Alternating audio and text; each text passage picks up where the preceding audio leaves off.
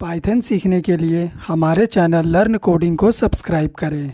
Python programming में आज का हमारा टॉपिक है आइडेंटिफायर। सबसे पहले हम आपको बताएंगे पाइथन में आइडेंटिफायर क्या होता है, एक्सप्लेनेशन मतलब इसका प्रैक्टिकल भी करके दिखाएंगे रियल लाइफ एग्जांपल के साथ। ठीक है, तो आइडेंटिफायर का मतलब क्या होता है पाइथन प्रोग्रामिंग में।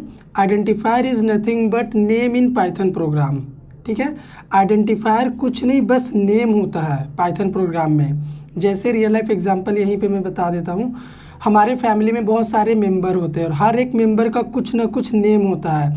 नेम हम क्यों रखते हैं? ताकि उस नेम से हम उन्हें आइडेंटिफाई कर सकें। जैसे मेरा नेम है अखिलेश, तो अखिलेश क्या है? मुझे आइडेंटिफाई करने का एक नेम है, तो ये अखिलेश ही आइडेंटिफायर है।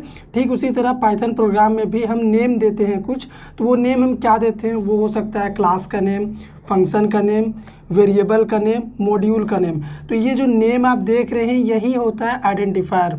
अगर मान लीजिए हम कोई क्लास बनाए हैं तो हम उसका एक नेम देते हैं ताकि उस नेम से हम उस क्लास को आइडेंटिफाई कर सकें। अगर कोई फंक्शन बनाए हैं तो फंक्शन का भी हम नेम प्रोवाइड करते हैं ताकि उस नेम से फंक्शन को कॉल कर सके, आइडेंटिफाई कर सके। ठीक उसी तरह वेरिएबल और मॉड्यूल भी होता है। ठीक है, तो अगर यहाँ पे हम वेरिएबल का एग्जांपल लेके चले, अगर यहाँ पे वैल्यू 10 है तो इसको तो हम एक्सेस कर नहीं पाएंगे क्योंकि ये वैल्यू 10 है, तो इसको हम एक नेम प्रोवाइड कर देंगे ए। तो ये जो ए है ना, ये वेरिएबल का नेम है, यही है आइडेंटिफायर। इस ए के थ्रू इस 10 को हम एक्सेस कर सकते हैं। ठीक है, ऐसे ही मान के चलिए कि हम एक मेथड ले लेते हैं m1। ठीक है, ये फंक्शन हो गया। ठीक है, यहाँ पे कोड लिखा होगा। तो अगर इस फंक्शन को मुझे कॉल करना होगा तो इस m1 नेम से ही मैं इसे कॉल करूँगा। मैंने फंक्शन का ही नेम दे दिया m1। ठीक है, तो यही हो गया आइडेंटिफायर। अगर मान के चलो हम एक क्लास बनाते हैं, ठीक है, ये क्लास बन गया। हालांकि पाइथन में कार्ली ब्रैकेट की बॉडी नहीं होती है, पर फिर भी समझ लो यहाँ पे एग्जाम्पल के लिए बता रहे हैं हम।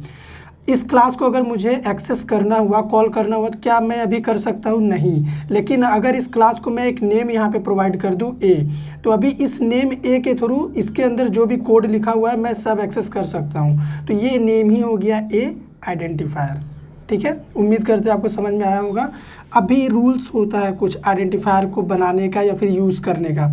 सबसे पहला, अल्फ़ाबेट आप यूज़ कर सकते हैं A to Z। Upper case भी हो सकता है, लोअर केस भी हो सकता है। ठीक है, अपर लोअर का कॉम्बिनेशन भी हो सकता है। ठीक, डिजिट्स में आप 0 to 9 नंबर यूज़ कर सकते हैं अपने आइडेंटिफायर के लिए।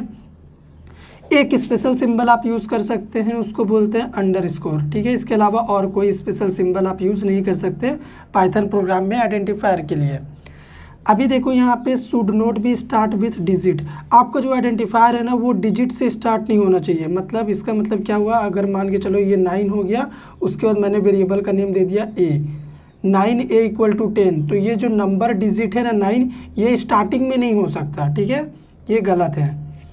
केस सेंसिटिव होता है पाइथन में आइडेंटिफायर। अगर मान के चलो हम फंक्शन का नाम m1 लिखे हैं तो इसको हम कैपिटल में एक्सेस नहीं कर सकते। ठीक है, केस सेंसिटिव इसी को बोलते हैं। जैसे आपने बनाया है वैसे ही आपको एक्सेस करना पड़ेगा। We can not use reserve word. हम कीवर्ड को यानी रिजर्व वर्ड जो होते हैं पाइथन में, उनको आइडेंटिफायर के लिए यूज़ नहीं कर सकते। मतलब वेरिएबल नेम के लिए, फंक्शन नेम के लिए इस तरह से नहीं कर सकते। तो अभी चलो छोटा सा प्रैक्टिकल एग्जाम्पल भी हम देख लेते हैं आइडेंटिफायर का, जो अभी हमने डिस्कस किया है यहाँ पे। सबसे पहले हम क्या करते हैं, एक वैल्यू ले लेते हैं, जैसे 10। ठीक है, 10 एक वैल्यू है। अब इसको एक्सेस करने के लिए हम क्या करेंगे, इसको एक नेम प्रोवाइड करेंगे, अल्टरनेट नेम देंगे उस नेम के थ्रू ताकि हम इसको एक्सेस कर पाएँ। तो यहाँ पे मान लो मैंने एक नेम लिया वैर। तो ये जो आप वैर देख पा रहे हैं ना, ये वेरिएबल का नेम है और इसी को बोलते हैं आइडेंटिफायर। हम इस वैर को क्यों बनाएं? ताकि इस वैर नेम के थ्रू हम इस वैल्यू 10 को एक्सेस कर सकें। जैसे अगर मैं अभी प्रिंट में यहाँ पे वैर लिख दूँ, ठीक है, अपने वेरिएबल का नेम यानी आइडेंटिफायर का नेम, और प्रोग्राम को रन कर दूँ, तो उस नेम के थ्रू हम क्या कर सकते हैं, अपने वैल्यू को एक्सेस कर सकते हैं। देखो यहाँ पे 10 प्रिंट हो गया। अभी मैंने बोला था आइडेंटिफायर केस सेंसिटिव होता है। केस सेंसिटिव का मतलब क्या हुआ? अगर मैं एक और वेरिएबल बनाऊँ वैर और यहाँ पे 20 लिख दूँ, ठीक है, और अभी प्रिंट करते हैं वैर को ही, तो क्या आउटपुट आएगा? आउटपुट 10 ही आएगा। ठीक है, जबकि दोनों वेरिएबल का नेम है वैर, लेकिन इसका देखो वी कैप्स है। इसका मतलब ये अलग हुआ। इसको अगर 20 को एक्सेस करना हुआ मुझे, तो मुझे ये वैर को प्रिंट करना पड़ेगा। ठीक है, यहाँ पे देखो अभी दोनों रिज़ल्ट प्रिंट हुआ, 10 और 20 दोनों। इसके अलावा आप ऐसे भी एक्सपेरिमेंट कर सकते हैं, वैर ऐसे ही बना लो, 30 दे दो, ठीक है।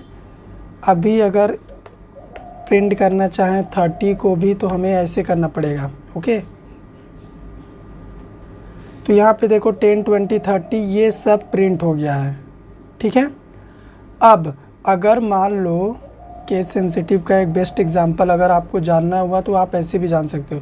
देखो यहाँ पे वैर नॉर्मल वेरिएबल बना हुआ है, तो हम इस तरीके से एक्सेस कर रहे हैं, इस तरीके से भी करना चाह रहे हैं, इस तरीके से भी है, तो वैर ही तीनों।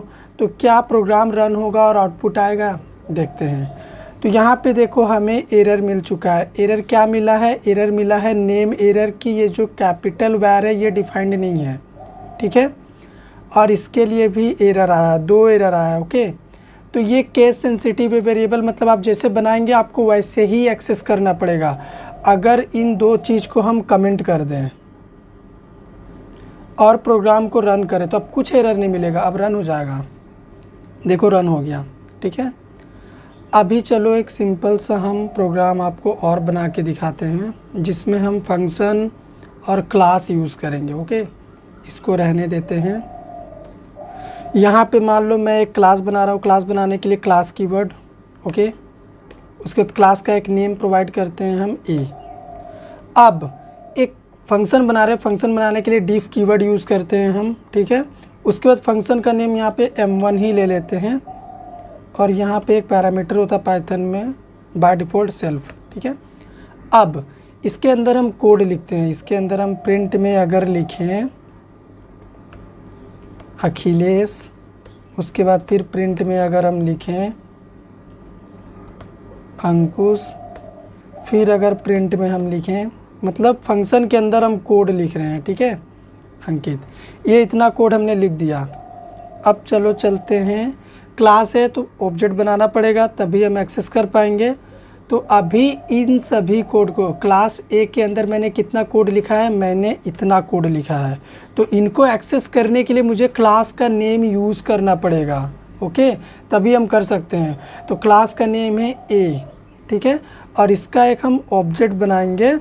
तो यहाँ पे ऑब्जेक्ट रेफरेंस का नेम दे देते हैं आर, ठीक है। अभी क्लास ए का ऑब्जेक्ट बन गया है आर।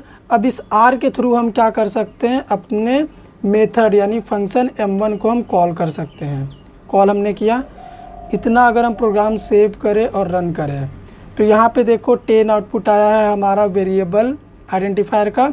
उसके बाद अखिलेश, अंकुश, अंकित ये भी प्रिंट हो गया। तो अगर मैं यहाँ पे मान लो क्लास का नेम हटा दूँ तो अब बताओ क्लास के अंदर जितना भी कोड लिखा हुआ है इसको मैं कैसे एक्सेस करूँगा, क्या कर पाऊँगा, बिल्कुल नहीं, ठीक है। तो ये जो नेम था क्लास का ना ए, यही है आइडेंटिफायर। और यहाँ पे एक फंक्शन है m1, अगर ये m1 मैं यहाँ से हटा दूँ, अब अगर इन सभी कोड को जो m1 फंक्शन के अंदर लिखा हुआ है इन्हें एक्सेस में करना चाहूँ तो कर सकता हूँ, नहीं। तो ये जो नेम है ना m1, यही है आइडेंटिफायर। इस नेम के थ्रू हम इतना लाइन ऑफ कोड को आइडेंटिफाई कर रहे हैं कि आपको m1 के थ्रू एक्सेस किया जाएगा, ठीक है। और ये फंक्शन क्लास ए के अंदर है, यानी क्लास ए के ऑब्जेक्ट के थ्रू आपको एक्सेस कर सकते हैं हम, ठीक है।